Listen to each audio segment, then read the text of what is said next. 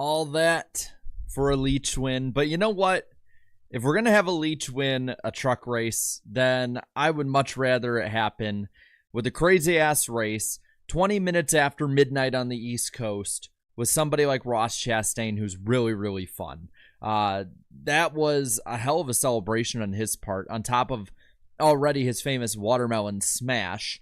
And then you add on top of all of that the just the emotion that he and that team showed, and you don't see that in the Truck Series as much. I love seeing how happy he was, and yeah, like I said, we can rip on the Leach part or any of that, but it was at least something that we'll remember past tonight. It's not like no offense to you Busch fans, but it's not like a Kyle Busch win where we're like, oh yeah, that happened again. It's going to be one of the 200 some lower series wins that we'll all forget about. So overall, I think a pretty fun race. Crazy. Had a little bit of chaos mixed in. I think that's going to be the start of a lot of that this weekend. The next gen's had that in basically every Darlington race. Xfinity has been banger after banger. Truck Series has been the one that, in my opinion, has lagged behind, even being as good as it has with Darlington, and we're still looking at pretty good races overall. So let's look at the finishing order as well as some different stats and metrics from the 2024 Buckle Up South Carolina 200. It was 150 laps long. We went 3 laps past the scheduled distance, 2 hours and 32 seconds being the run time, 12 lead changes among 6 leaders, 7 cautions in this race. Watermelon Man Ross Chastain gets the win by 3/10 over Nick Sanchez, who had to come from the back even though he won the pole. But again, great comeback for him in this race. Ben Rhodes finishing third. Much needed third place finish for him, especially with the new crew chief, as I look on the broadcast and he's being interviewed right now. Eckes comes home fourth. Majeski fifth, even though he looked well on his way to victory. Sixth is Purdy. Then you got Colby Howard in the 7th position. Taylor Gray 8th. 9th is Ty Dillon. And Tanner Gray in the 10th position on the night. After that, Matt Mills, Lawless Allen, and Timmy Hill, all with some pretty good runs. 11th, 12th, and 13th. 14th, Stuart Friesen. Mason Massey in 15th. 16th, Grant Enfinger. Brett Holmes, 17th. Thad Moffitt, best finish of the season in 18th.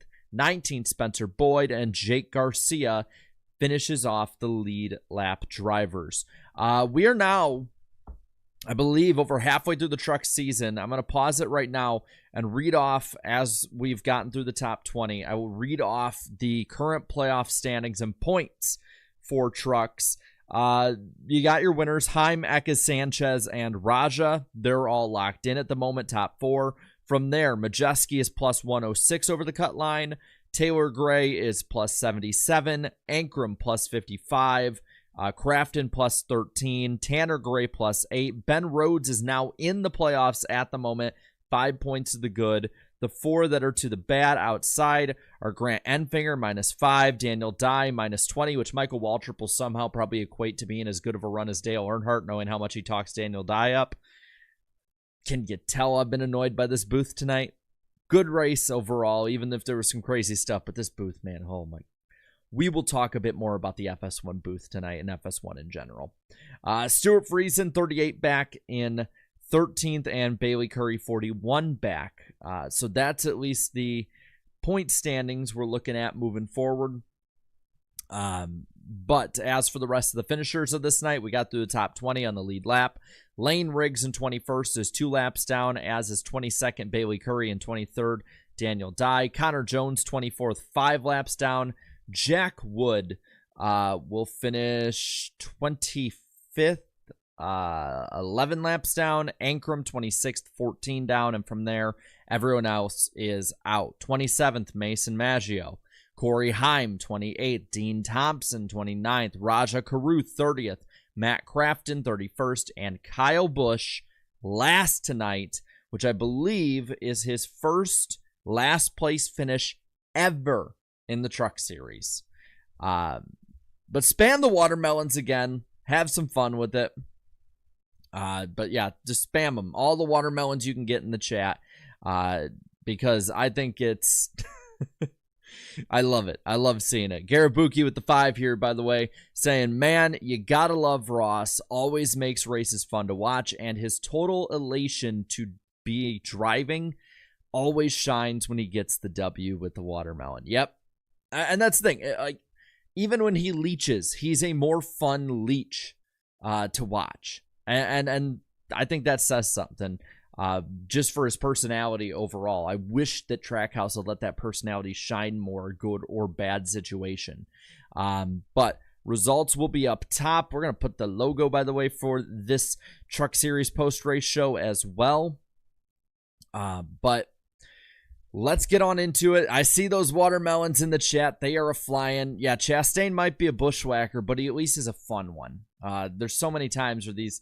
Man, if you were watching in the late 2000s and early 2010s and you had all the races that Busch was winning and Hamlin and Carl Edwards and Joey Logano, you name it, like they were boring bushwhackers because it always happened. It always was just, you know, boring. And then they just went through the motions. Instead, though, with Chastain, at least you have a lot of fun with it. It's kind of funny as I look down here on the screen, and after they've announced its cancellation, they're playing a Race Hub special after the truck race because they have nothing else to play on FS1 tonight. But you know, you got to get away from any coverage at the track if you're Fox because that requires effort. Again, I had fun with the race, but man, Fox FS1, it's just, it irks me. It irks me, and we'll talk a bit more about it. I'm looking at the chat really quick. Cast and Blast saying, why was the FS1 interview for Kyle Busch after he crashed out of a home video camera from the 90s and zoomed in? Because they never sent a camera crew to go interview him. It was Bob Pockrass, I believe, that had the camera down there. It was a phone camera, if I'm not mistaken. I might have been. I don't know. Let's... Just professional broadcast, and we're stuck for 7 more years with this crap. By the way, look that like button and subscribe if you're new. We do this after every single race, and they're fun. I mean, if you watched last week's, we had our most watched one ever after Kansas Cup race. You guys were awesome in the chat. Absolutely loved it. I'm looking chat too. Nap Racing Fan, the broadcast was bad, not the worst, but very bad. The fact that this bad of a broadcast was not the worst and is the norm for Fox Sports 1 just shows how bad they are. Yeah. And the Freudian slips by Michael Waltrip, the broken mirror that they were obsessed with. Hey, Daniel Dye is in this race. It just irks me, man. It irks me. I literally on my notes just in all caps just wrote this sucks when it came to the broadcast. But let's talk about the racing itself. The broadcast continues to take center stage too many times. Nick Sanchez was on the pole. We had a 2.5-hour rain and hail delay. I will admit I was groggy in the first 2 stages because I just took a nap during that. Like, I had Jurassic Park on for the first little bit. I was watching the end of that because I knew it was going to get postponed a bit. And then I just took a nap. And so I was a little groggy, I will admit. So if I'm foggy on the first 2 stages, that's on me. But we get it started. Heim goes to the lead right off the bat. Kyle Busch tries to challenge him and just plain runs out of talent off 2, spins on his own, crashes down into the bottom of the racetrack hard into the inside wall. And I don't know why they sent him back out there. That truck was not long for life.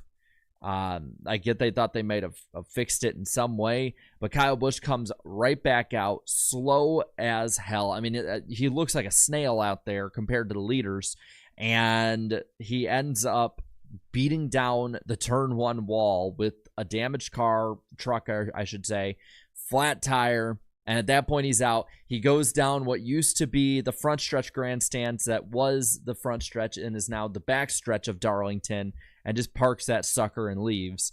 I don't blame him. Classic Kyle Busch in that regard. But I was looking at some of the stats on Twitter that people were putting out.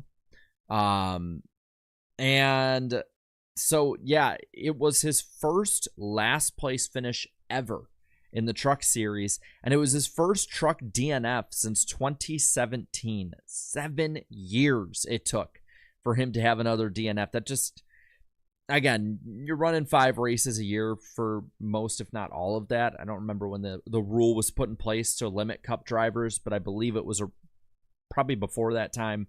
So, you know, it is a bit of a overinflated stat for that reason. If he was running every race like he used to, then I could see that being even more wowing. But even in the races he's been in, he has been incredibly good.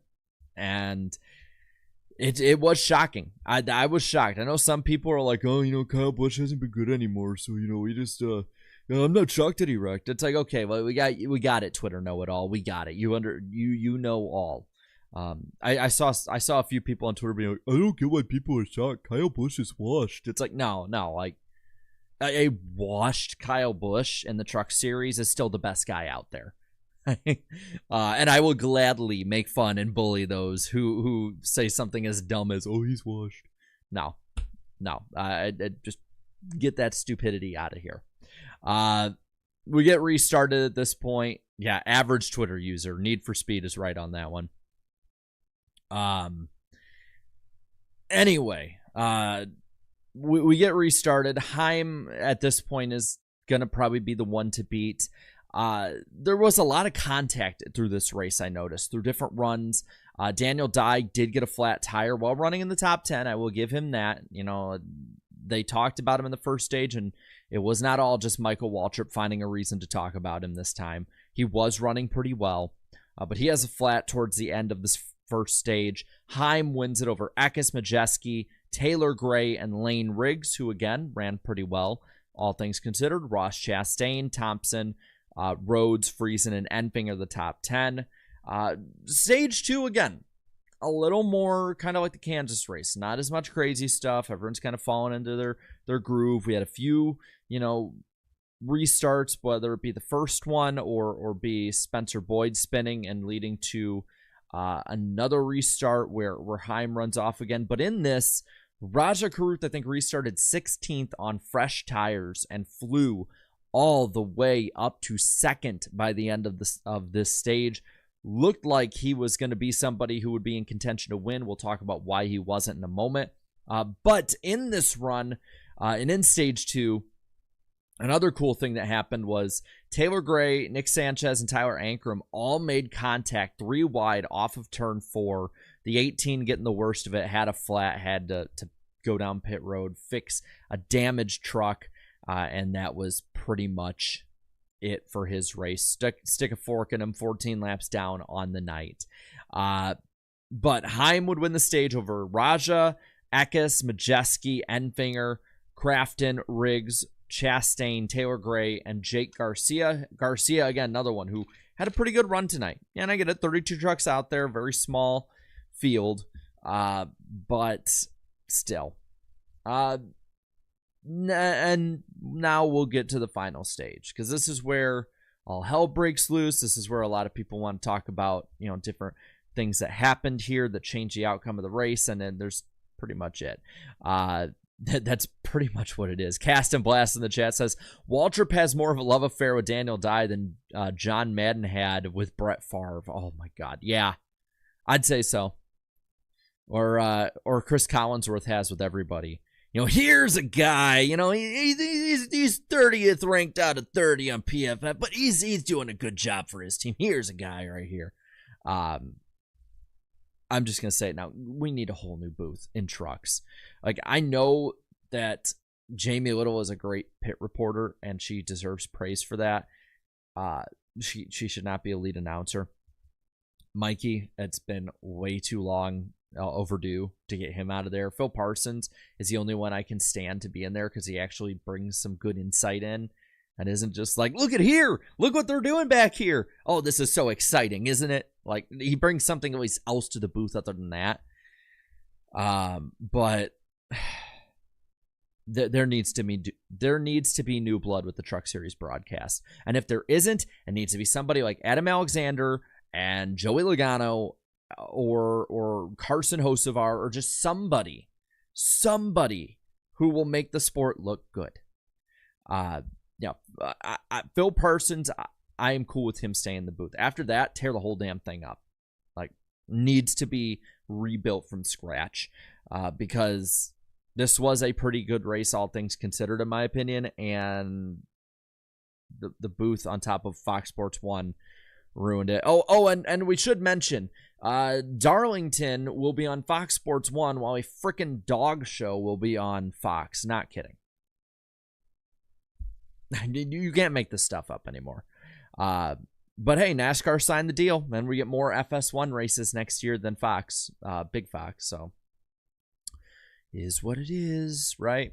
But let's get to the final stage here, because we had some craziness pretty much from the start. 50 to go, we get restarted on this race. Majeski gets out as the outside stacks up going into 1 and 2. It looks like Thompson gets loose, hits a bump, runs out of talent, whatever way you want to put it, causes a wreck, collects the 11, collects the 88, 38, the 71, the 91, some very fast trucks, contenders like Heim and Caruth, and Lane Riggs was even running pretty well in this race. Matt Crafton was a top 10 guy for a lot of this race. Some really big names taken out. When you have such a small field like we had tonight, 32 trucks, with already one of the really good drivers in Kyle Busch being taken out early, at that point you knew that the complexion of this race was changed pretty much for good. At this point, I think I'd say it was Majeski or Eckes' race to lose, and they lost it, especially on the Majeski part. Again, I believe, let's see. Yeah, again, another loss on the Ford front. Man, Ford has just had it rough this year. If you're somebody who's like a huge Chevy guy and hates Ford, this has to be your favorite year. Or if you're a Toyota guy and you hate Ford. Either way, if you don't like Ford, it's your year. If you're a Ford fan, it's been rough. With 42 to go, we get restarted. It's the 98 and the 19 up front again. Eckes gets the lead from the bottom, but doesn't get away as Majeski and Enfinger are all under a blanket. 1, 2, 3.